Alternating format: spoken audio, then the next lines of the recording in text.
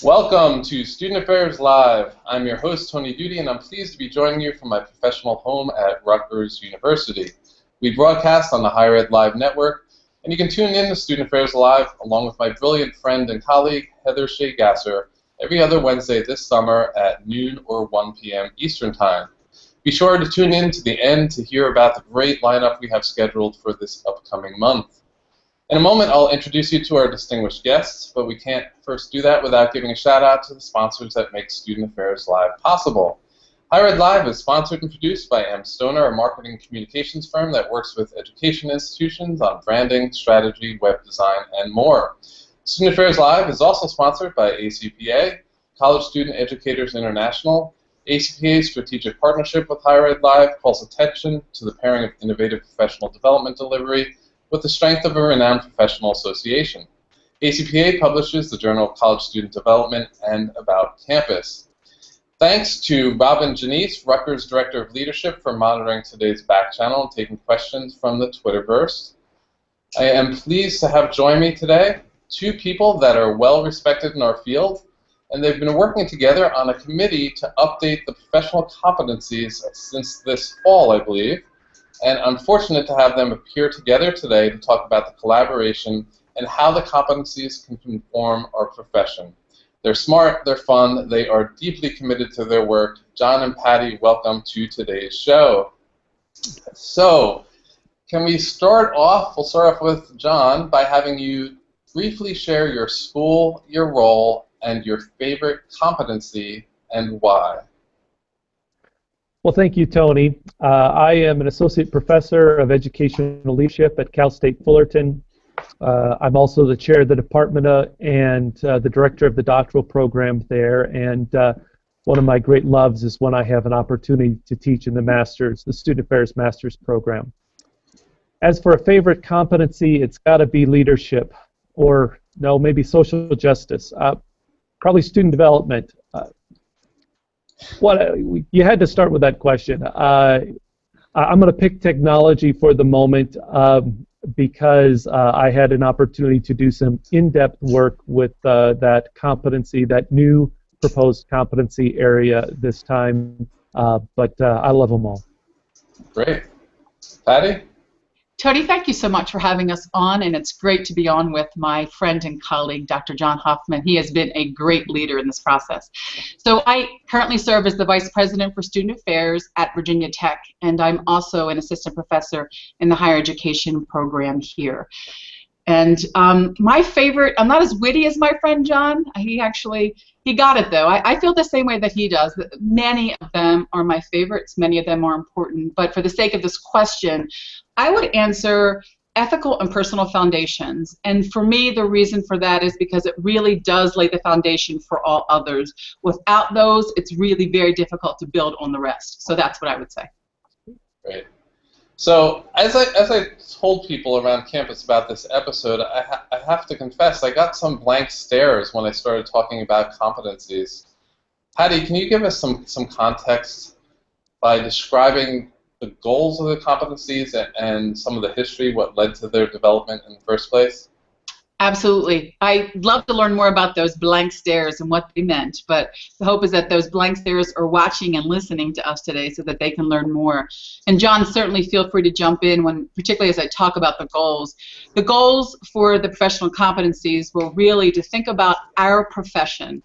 We have one profession in student affairs, and while we have at least 2 comprehensive student affairs associations and many higher ed associations that focus on a particular functional area, like a CUI or ACUI or others, as you know, we are one profession. And it's really important for us to establish some baseline foundational standards for us as student affairs educators and leaders. In terms of the history, I actually connected with some of my former colleagues who were on the previous task force to make sure that my history was accurate, and this is what I've come to understand and be reminded of, in that in about 2006, ACPA commissioned a task force to look at certification. They did much work, but one of their recommendations coming forward was that if we're going to move forward on this conversation, there really needs to be a developed and defined set of standards or competencies. The next task force or commission or committee was formed, and Dr. Patrick Love was leading that commission or task force, and they actually developed the first set, if you will, of competencies. And in 2008, they started vetting these competencies through ACPA convention. And it was either recommended or ACPA leadership decided that it made sense for us to think about this in the context of other associations. Now, NASPA did have a set of named professional competencies, but they weren't defined, they weren't explicit, they were just named. So NASPA had a set, certainly CAS has their standards, ACPA was developing theirs, so ACPA and NASPA then decided to work together and started a task force then in 2009, and that group really developed the first set of professional competencies that we came to know. John, anything you would add to that in terms of goals in particular, goals for the competencies? I think that's exceptional. Thank you. I learned something there. There you go. So there's this notion that others in academia that don't consider student affairs to be a valid profession, and that can result in us sometimes being treated as second-class citizens. Are the competencies an effort to counter this concern, and do they have the potential to increase our credibility? John, you want to take that one? You know, Tony, I agree with you that there are times when student affairs folks are misunderstood, and times when we're viewed as second-class citizens. I think I'd add to that sometimes we contribute to the problem, and the student affairs competencies, I believe, give us an opportunity to help to correct that. So some of the examples where I see us contributing to this is where we have an individual who is highly competent in terms of leadership or human and organizational resources, but that person really doesn't get it when it comes to the educational side of our work or the social justice side of our work, or vice versa sometimes. And that puts us in a weak position. I think part of what we're trying to do with the competencies is saying these are areas that define the profession, that define our work, and that to the degree that we can raise up a set of professionals who are competent in all of these areas or proficient in all of these areas, that's going to help us to better communicate who we are, what we do, our role on campus, so that folks can see us as co-educators in the broader process. Tony, can I add to that? Because, John, I think you did a great job. There's no doubt about that. And I do think that we at times, as educators, contribute to the misunderstanding. But what I really want all of us to consider is this. An English professor would never feel like a second-class citizen when it came to his or her teaching English, because it's a scholarship that they've been trained in, it's their discipline, they know it. Same is true for a math teacher or computer science professor. The same is true. It's really important for us as student affairs educators to boldly claim the profession, the scholarship of our profession, which is learning and human development. There is no way that anyone's going to make me feel like a second-class citizen, because I know the scholarship of the profession. And while others might not know the scholarship of learning and human development, it doesn't mean that I don't know it. So often in those situations where I have colleagues say that they feel like a second-class citizen, I encourage them to turn it around and to help them understand that just because people don't understand our discipline doesn't make us second class. And so I just think that's a really important thing to name. Nice, I like that. Yeah, I like that frame. So I want to have people understand how the task force actually functions. Patty, can you talk about how members were selected, when you first met, how often, how do you actually get together? Is it live or is it through technology? And how have you gathered feedback? And what have been some of the challenges that you've encountered in the process over the last, I guess, 8 months? So there's a lot here, so I'm going to try to curtail this. And again, John, feel free to jump in whenever it makes sense. So Dr. Ken Porterfield, who was the former president of ACPA, and Dr. Pat Whiteley, former president of NASPA, decided competencies have been in existence as we know them since 2010. We've lived them for 5 years. It probably makes sense for us as a profession to revisit them. So they decided during their presidencies to bring us together. So the 2010 document that we know still today, because our recommendations haven't moved forward yet, but the 2010 document was co-chaired by Dr. Marilee Bresciani, a NASPA appointed leader, and Dwayne Todd, an ACPA appointed leader. And that commission in 2010 was populated by members of ACPA and NASPA. We followed that model. So what ended up happening is that they asked for 2 co-chairs.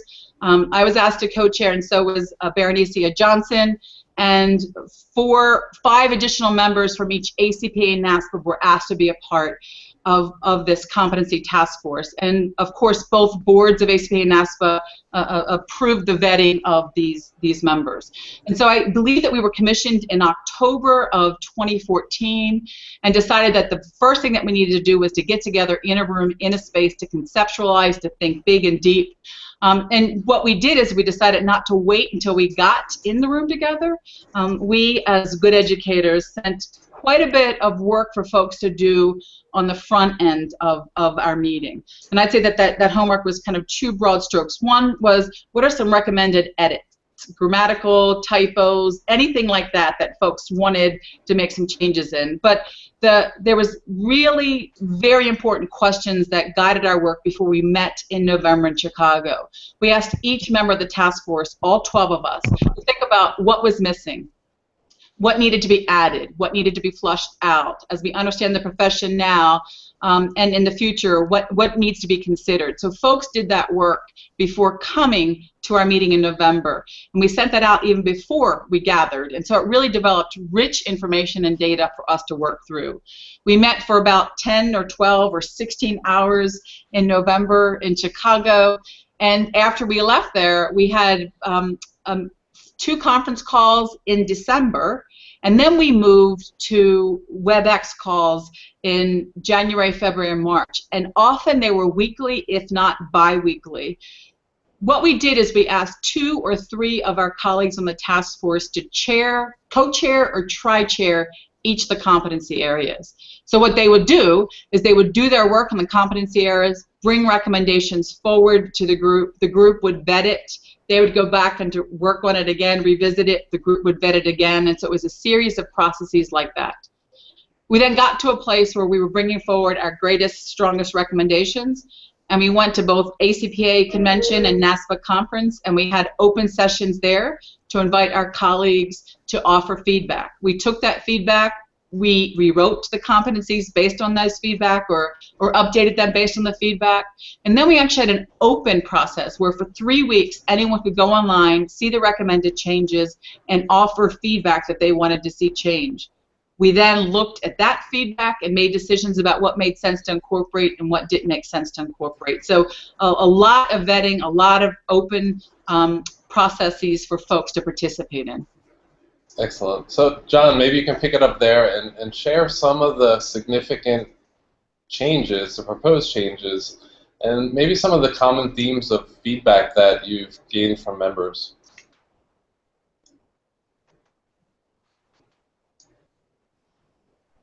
Oh, did we lose John? I think we lost John. All right, John, if you're still there, maybe drop out and reconnect, and we'll come back to that question. So when we do these shows, Patty, some of the criticism we get is we talk real high level and we don't get down to the practical side of things. Can you talk about how you would suggest that professionals best use this document in their day-to-day professional lives? Absolutely. I think there's lots of opportunity for this. In fact, one of the things that our task force is going to recommend to both the boards, and they don't know this yet, but we're going to recommend to both the boards. One is our recommended changes, obviously, but the second is that we recommend an implementation team. And that an implementation team will look at these recommended changes, but also really develop ways in which educators, student affairs educators, can implement these competencies in more meaningful, deep and profound ways. We think it's really important that we develop a website that looks at readings and looks at tutorials, looks at learning modules. But until we get to that point, which may take about another year, depending on the implementation team or not, I think there's some things that we as educators can do right now. So first is to know the competencies, to read them, to understand them, and I think do a personal assessment. Really to do an inventory on our own to see where we might fall within each of those categories of competencies, whether it's basic or intermediate or advanced. And do that across all the competencies. And then identify where there are places for growth. And make decisions that you're going to build it into your professional performance evaluation. That I think it's really important for us as supervisors and us as supervisees to consider how it is that we will include these competencies in our annual performance evaluation. So one of the things that I know that I do is that when I meet with my staff that I supervise at the beginning of the year, I say to them, have you done an assessment? Do you have a sense of where there are places for you to grow and develop and learn? And let's talk about that, and let's talk about the ways that over the year you're going to deepen your knowledge, skills, and attitude as it relates to one of these competencies. And then at the end of the year, we talk about whether or not the person hit the mark or missed the mark. And so I think that's one very practical way that people can use the competencies. John, I know that this is something you've thought a lot about too. Are there some ways in which you would recommend practical ways that folks can use the competencies? Well, one of the competencies is technology, and one of the things that I have learned through this is to have a plan B. So I have just been off the conversation, and I'm back in, so I'm glad to be here. So I hope I'm not being too redundant, but I heard some conversations around related maybe to performance evaluation and job descriptions, etc. I think in terms of professional development planning, laying out conceptual frameworks for our conferences as we're working on those types of professional development, as individuals are designing their own self-assessments of where am I at, where do I need to grow. And I think that's especially important because we're revisiting these competencies now after 5 years. We're going to do it again. We recognize that they are dynamic, and so hopefully this helps us to recognize that excellence in the profession is a moving target, and we need to be continually throughout our lives developing and learning professionally. Excellent. So John, the piece that I dropped off on, we're asking you what were some of the significant changes or proposed changes, and what was some of the feedback, some of the common themes that you heard particularly over the 3 weeks in April? Okay, my apologies, Tony. You broke in and out a little bit there as I was listening. Could you restate that question? Yeah. What have been the changes, the significant changes to the competencies, and what were the general themes of feedback? That's a great question. So one of the first things that I think we saw, and it sets a stage for what we did, was each of the 10 competency areas does have this central idea that makes it distinct. But we also recognized very early in our work that there's a lot of overlap or intersection. So that became one of the themes that we spent a lot of time with as we started reviewing the competency areas. And I think it informed some of our work.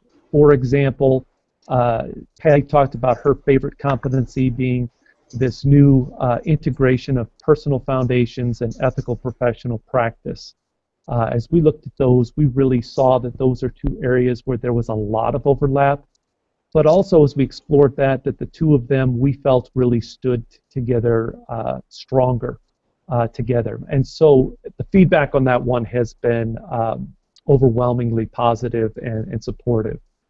Another area where we saw some changes was the addition of technology competency, the one that I mentioned. We had several recommendations from ACPA and NASPA to add this competency area. And we also spent some time looking at the literature, and we found that within the competency research that's been conducted in the last 5 years, technology was a common area that emerged for those studies.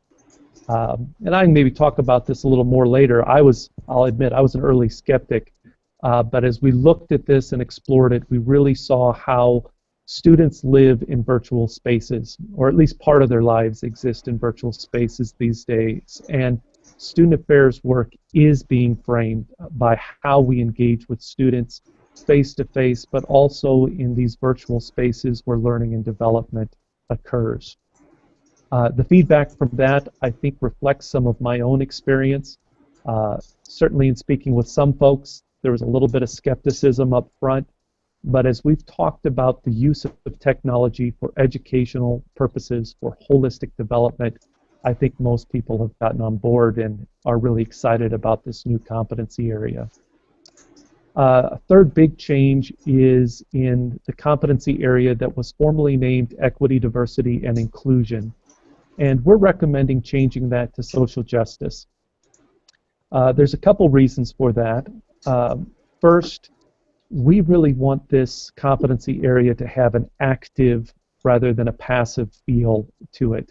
And that social justice is something that pushes us out of our comfort zone and pushes us to act in ways that we didn't fully see evident in the language of the 2010 document. The other shift is that we have a strong commitment to the belief that when we talk about being inclusive, that that's not normed in dominant group spaces. It's not about white individuals being inclusive of those who are non-white. It is recognizing that all individuals are diverse, that there is no single reference point, but that we're all working in relation to one another. And that type of shift, I think, is important in helping us to move beyond what we often see in terms of deficit language and mentalities, and really recognizing the assets that everyone has to bring, as well as the growth and learning that all groups have in terms of their work. So that's the basis for the change. We have had some mixed response on this one from some individuals, though one of the things I've been most impressed about is the initial reactions have been folks saying, oh, I miss inclusiveness, for example. And as we've spent more time and as they've seen the language of the competency, I think they're saying, oh, it's there and it's now there in more powerful ways. And I think there's a lot of energy that is developing behind the language that we are proposing. Patty, do you have any, yes, do you have any other thoughts, Patty, about some of the changes or those that I just talked about? I really think that you've captured the most significant and salient changes that we're moving forward. The other thing that I might add is that in the 2010 document, we talked about threads, and there were 3 threads, one that related to sustainability, one that related to globalization and internationalization, and the third one related to technology. And so we spent some time talking about the threads. Will we continue threads, not continue threads? Well, John just talked about how technology is not a thread anymore, it's a competency. We actually asked our ACPA and NASPA colleagues who are engaged in sustainability work if they would offer some of their recommendations around sustainability, and by and large their feedback was that they didn't feel like sustainability should be its own competency. Our task force certainly agreed with that, but you will see throughout the 10 competencies language around sustainability, which is really important. The third one, globalization and internationalization, you will continue to see elements of that throughout, I believe, most if not all of the competencies, but that is actually one area where we as a task force have decided that we will make recommendations to the board, to the boards, both ACPA and NASPA boards, to think about how it is that we as an association will explore those beyond our time together as a task force. We really need to be thinking as a profession about internationalization and globalization in a different way than we are right now.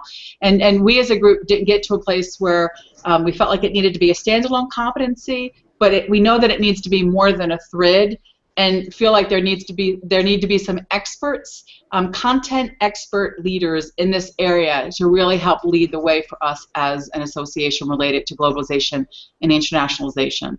John, would you add to that at all, or does that?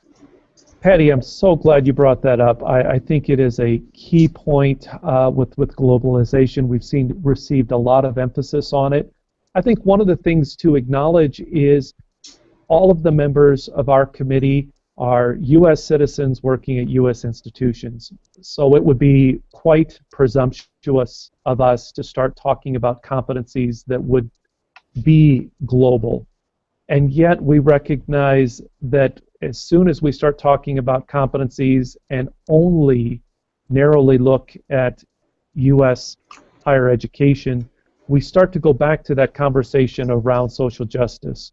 Are we setting ourselves up as the dominant norm and expecting others to view student affairs elsewhere in the world as being compared to U.S. student affairs work? And that is problematic. And we recognize that. It was beyond our capacity to rectify or fix that at this point, but I think there's some real dis-ease within our task force and a sense of urgency that this is something that ACPA and NASPA can and will want to address in some more significant ways between now and the next task force, and certainly as in the design and composition and work of the next task force. Great, you answered one of my upcoming questions, so thank you for that, about internationalization and consideration for that particular group. So I'm going to continue down this path, John. If I don't have a baseline, basic knowledge, and the categories are basic, intermediate, and advanced, if I don't have a basic knowledge in each of these areas, would I be considered to be incompetent in student affairs? I mean, I look at look up student affairs on Wikipedia, and I think there are 40-something different areas that come up as departments or areas or specialties under student affairs. So I wonder, do I really need all of these competencies to be effective and successful in my area? Like, what's the litmus test to be included in this list? Well, first, yes, you need them.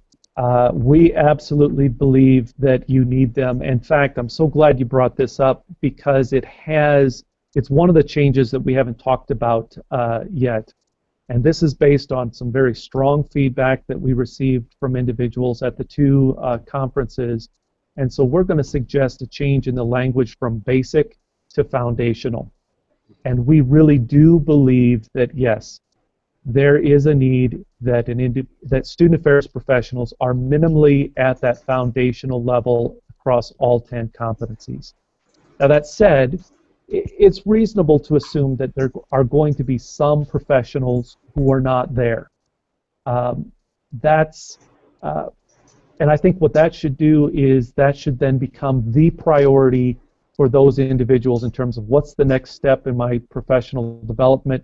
Step one needs to be ensuring that I have met those foundational competencies across, or foundational proficiencies in all 10 areas as step one.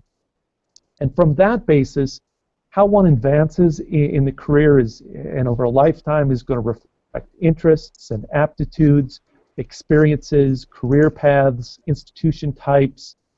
There's going to be a lot of building from that foundation. But if you don't have a solid, well-rounded foundation in place, as you build, there's going to be some gaps that we believe, I certainly believe, are going to be liabilities to the individual as a professional and also to our work as a profession. And I'd like to expand on that, and John, I think that I agree with everything you said. The part that I want to add to your question, Tony, is this, that there's been lots of conversations. Can anybody be a director of student leadership programs? Can anybody be a director of student centers and activities? Can anybody be a director of housing and residence life? Do we need student affairs educators to be those leaders? And I say yes, we need student affairs educators to be those leaders. And I think it really in many ways begins with the competencies. So yes, you could have somebody come in with an MBA or an English degree and be a leader in those areas or others that I didn't mention. But will they be leading in the context of student learning and human development? They won't be. And there is differential impact, I believe, and I think that there's some scholarship that would support that. Differential impact if you're leading with the scholarship of learning and human development versus leading with the different discipline area. So one very specific example I might come up with is if you are a person that has housing and residence life responsibility and facilities is part of your area of responsibility, are you just really good at executing facility management? Or are you thinking about those spaces as potential learning opportunities for college students? Are you thinking about those spaces and trying to figure out ways in which you can create organic interactions between students because they are some of the places where learning happens? Or are you thinking about those spaces where communities can come together and learn? And that's the real difference between a student affairs educator versus just a leader. And I think the competencies are a basis for that difference. Patty, can I build on that? I love the way you said that, and I think it also gets to this idea of which competencies are there and what are student affairs competencies and what are just professional competencies. So for example, if you're going to be a good student affairs professional, you've got to be good at critical thinking, at creativity, at your oral and written communication skills. There's a lot of skills in areas where one needs some competence. But as we thought about those, there's not much that differentiates the critical thinking of a student affairs educator as compared to faculty or to lawyers or to medical doctors or other types of professions. When we look at these 10 competency areas, we believe they are distinctive to student affairs. There's something unique about our history and values. There's something different about the way we engage in assessing student learning outside the classroom as related to the skill set that's needed to assess learning inside the classroom. And so as we look at these different competency areas, we really see them as helping to define and differentiate student affairs. Tony, that goes back to that one of those first questions you asked about really establishing us and helping folks to understand what we do and how we work as co-educators in the field. Great. So you brought up the concept of assessment of learning. Patty, how can we assess these competencies, and what are some of the ones that you think might be difficult to assess and measure? So it's at this point in time there isn't specific. It's my understanding is that there isn't specific data or assessment on these competencies, but we have lots of colleagues who are now interested in them since they're 5 years young and who will be engaging in that work to better assess these competencies and how they help us as educators grow and develop. So I think that work is coming. I think the difference, why these competencies are really important is because of what John and I just talked about. It's what distinguishes a student affairs educator from just another leader or another capable, competent leader. But if it's done in the context of the competencies and the scholarship of our profession, the output, the outcome will be different.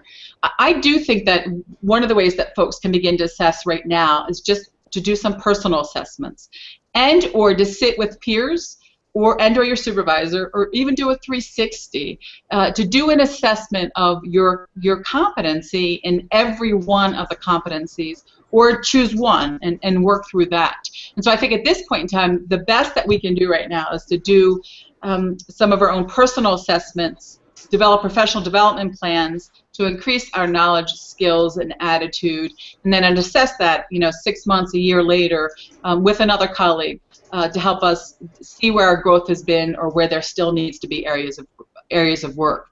I personally believe that probably the one that's most difficult to assess will be ethical and personal foundations.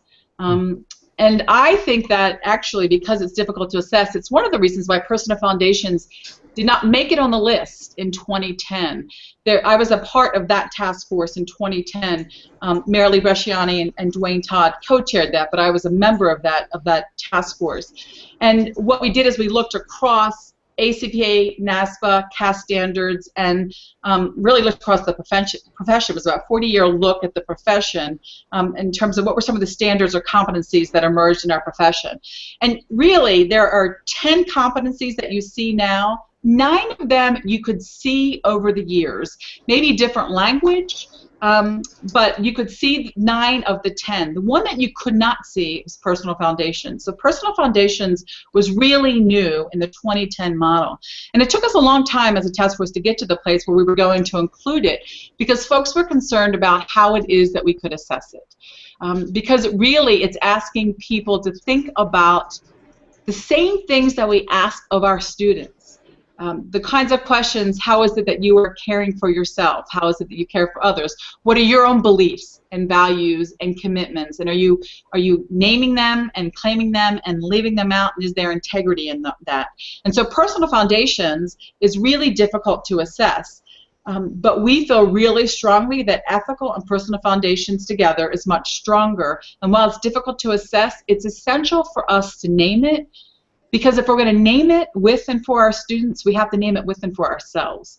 But I think it's difficult for people to assess.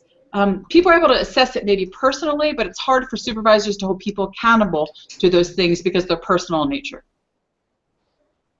Does that make sense? Yeah. Yes, and I really appreciate your practical approach to assessment here. You know, I'll admit, looking through these, it's easy to get overwhelmed by all these, right? It Sure. could take quite a bit of time just to read through them all. So to pick one specific area to focus in on, it's kind of like CAS standards, right? When you first look at them, they're so overwhelming. If you can pick one area and then have a cycle rotation every few years to assess and evolve, and I also really appreciate the concept of 360 assessment and feedback. Right, our own perspective sometimes is a little skewed from the reality of people's perceptions. Tony, I'm really glad you said that, because I remember the very first time that the competencies came out in 2010. I was really honored to be a part of that group. I was really proud of the work that we did, and I was at Davidson College at the time, and I sent it out to my colleagues there, and the very first response that I got was, "Oh my gosh, you've got to be kidding me. We're expected to do all of this." And I thought, oh no, what is the unintended message that we've sent out by this, right? And so I think it's really important for us. I think most of us who work in student affairs are high-achieving folks who feel strongly about this work, right? Just feel like it's really important, it's work that really matters.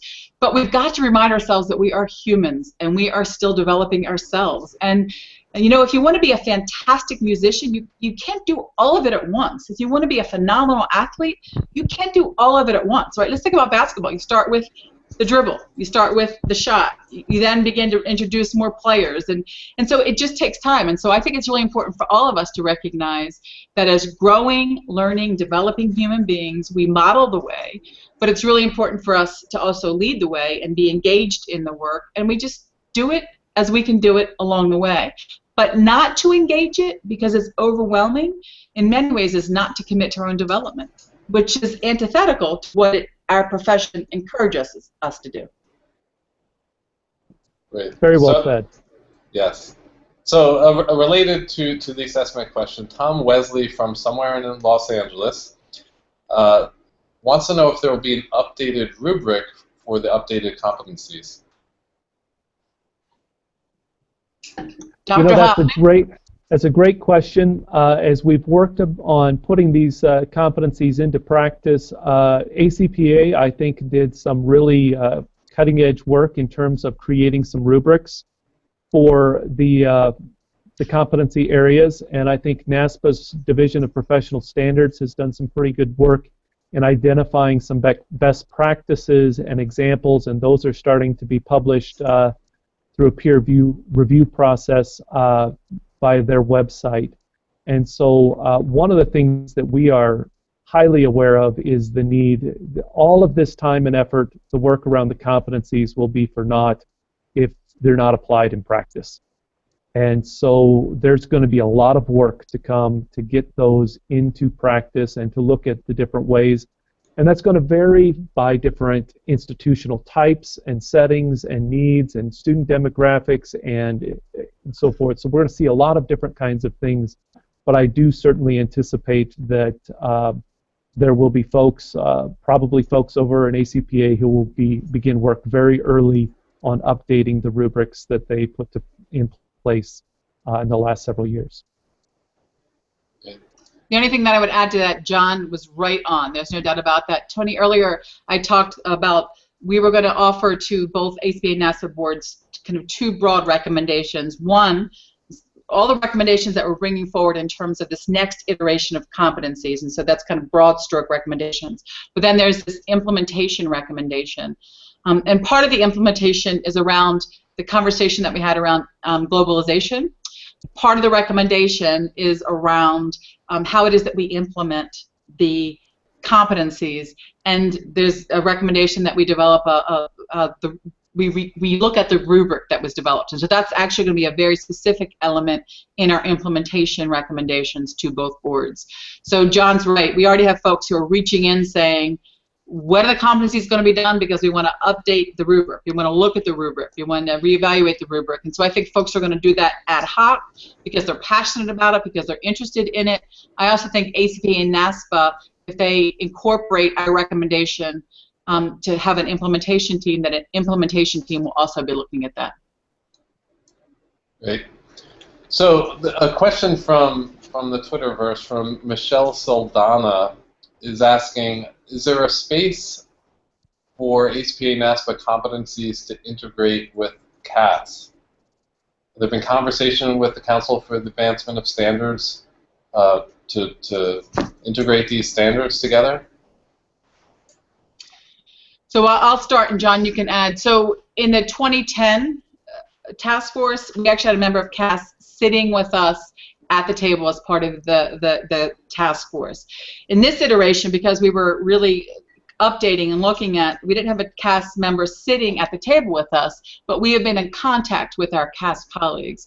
In fact, we identified a group of colleagues or particular groups that we felt it was really important for us to reach out to very intentionally and very directly, to ask for their feedback, to ask for their insight, and CAS was certainly one of those groups. And so about a month ago or 6 weeks ago, CAS had a board meeting, and one of the members of our task force went to the CAS board meeting and shared the work that the task force has done, asked for their feedback, asked for the recommendations.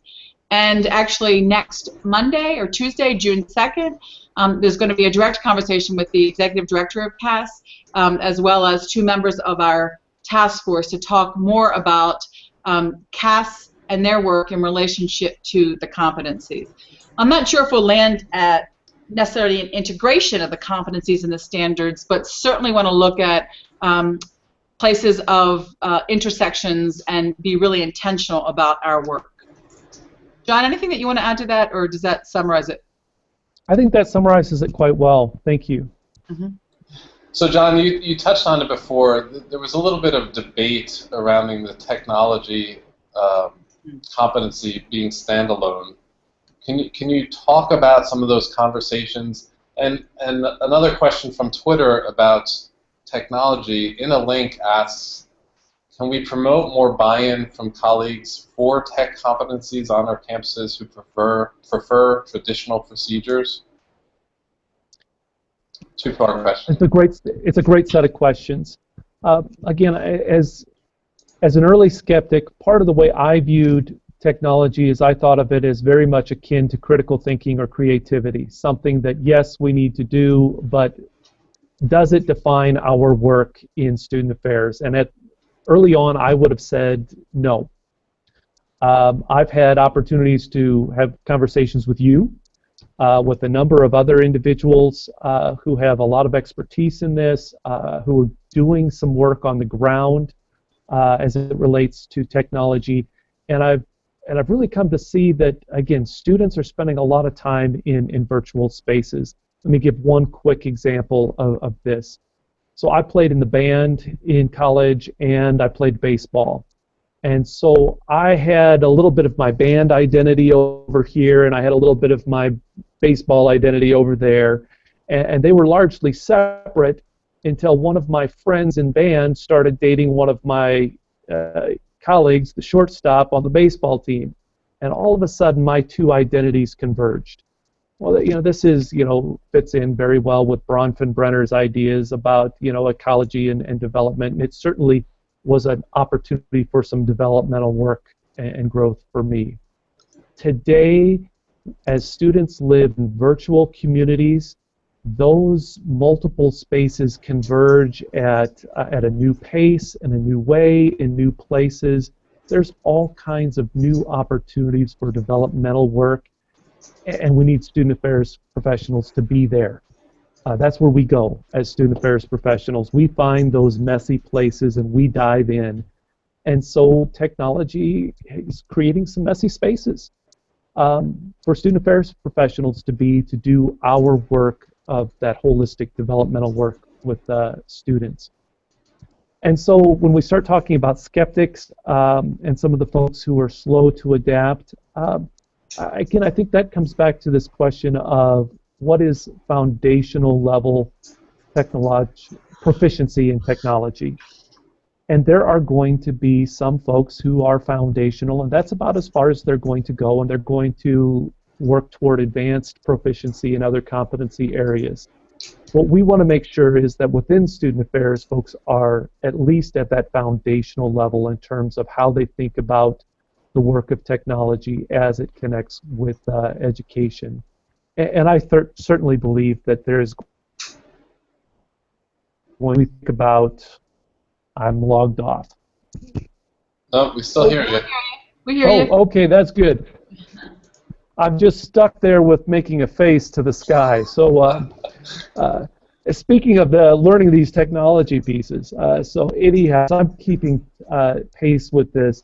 And as more education is done virtually, it's done online, we need to make sure, for example, that online learning is not simply or merely about content outcomes, but that it also is embracing those holistic outcomes. And we need to do. All right, now we did actually lose you. Never. So, never. John Hoffman's never lost. He'll come back. I know he can find his way back. He's done so this I can hear you. Well, now we can see you. You're back. Okay, good. Told you. So let me. We're reaching the end. So I want to get to this one question, because when I went back to research this show, the topic of credentialing and certification came up, and it was really a hot topic. And it was a result of the creation of these competencies. So are the competencies a precursor to credentialing and certification? Is that where we're heading, in your opinion? And in your opinion, is that a good thing? How do you want to take that one? No, I want John to go first because I want to hear his answer. All right. I'd love to take a stab at this. The conversation about credentialing in particular is an old conversation, and there certainly have been parallels between conversations around competencies and credentialing for quite some time. At this point, my understanding is that neither one of the organizations, NASPA or ACPA, are really pushing forward in terms of some level of formal credential that one needs to enter the student affairs profession. But there's a lot of certificate work. We're providing different types of certificates through both professional organizations. There's training programs, Law and Policy Institute, for example, and I think the opportunities there for the competencies to inform some of that work. Of course, one of the keys in our profession is also the move toward more and more folks having that master's degree in student affairs, and in many cases the doctoral degree. And my hope is that the competencies they've helped to inform the work of those programs as we're using that as a means of entering and advancing in the field. Patty, what would you add? John, you are right on. What I know for sure is that this current task force has not been commissioned or convened as a way to develop a precursor to certification. It really is looking at the competencies. And as we, as learners, educators yourself know, that if something's been living for about 5 years, you want to spend some time on them again and to see where we're hitting the mark and where we're missing the mark. And it really is about finessing, enhancing, strengthening the competencies for our profession. It has been no more and no less than that. Will certification become a part of it in the future? I don't know. I really don't know. It's certainly been a conversation in the profession for many, many, many years, as John talked about. And I think that if that does happen in the future, it could be a natural evolution if it made sense. I think it's just that the competencies are very dynamic. This work is very dynamic. Human beings are very dynamic. Learning is very dynamic. And so in order for us to engage that dynamic nature, I think every 5 years you've got to look at the competencies completely separate from the certification. It's they're very separate functions. You asked the question too, do I think it's a good idea? Honestly, Tony, I don't know the answer to that yet. But for me, what would be most important is to ask the question, to what end? Like, why are we doing it? The why, to me, would matter most. And I haven't had yet a compelling why. And so I haven't fully engaged the certification conversation. I'm still sitting on a fence. I'm not convinced one way or the other yet, but what I know for sure, I haven't been kind of pushed over to believing it because there hasn't been a compelling why for me. Let me see if I can throw out one additional thought. I really like what you said there, Patty, and I too, I'm torn in a number of ways. As we look at some other professions, many counseling and therapy folks are required to undergo a significant amount of supervision as they enter the profession early on. And as we think about the work that we're doing, one of the things I love is the work of our student affairs professional associations of ACPA and NASPA. I believe they are vibrant, and this is the means through which our new professionals enter and advance in the profession. We know that the folks who are connecting with ACPA and NASPA as new professionals are more likely to stay in the profession. They're more likely, and so whatever comes next, I certainly see the professional associations being a critical component of it. So as we wind down, what are the next steps and what is the timeline for publishing these final revisions? So the next steps are actually each of the competency, the final recommendations for each of the competencies have been made. We're in the process of formatting them in a way that they can go forward to the boards. I understand the last week of June, the first week of July is when the task force will send all of their recommendations on to both ACPA and NASPA boards, and then where it goes next depends on what they decide to do with them. And again, we're making recommendations for both changes in the competencies, as we've talked about today, as well as an implementation task force. And so in about a month or 5 weeks, that will all go to the boards, and the boards will make decisions about next steps. They both have summer meetings, and during those summer meetings, they'll engage our recommendations. Great. So final question, what's the one action, one thing you hope people will take away and do after watching today's show? I would say do something. Get out there, read the competencies, consider them, critique them, reject them, consider them, but do something with them. I really believe that part of our work as a profession is dependent upon this ongoing development, this dynamic nature of the work that we're doing. And so I just would invite people to really engage with them and consider how they can connect them to their day in and day out practice in working with students. I love when I'm in simpatico with my friend and colleague John Hoffman, because my immediate response was going to be do something. Just do something with them, and that's where he led. I'll take it the next step. I would say that, we are in the time of year often for student affairs professionals to begin to think about their professional development plans for the next year, and their year-end performance review, as well as their plans going forward. My hope is that we've got lots of educators who pull out the competencies, do a self-assessment, decide on a place where they need area of growth, and talk to their supervisors and their peers or their staff about it, and develop a plan for the next year where they will strengthen their knowledge, skills, and attitudes, because that's what it means to be a student affairs educators. And so my hope is that folks fully engage it in that way.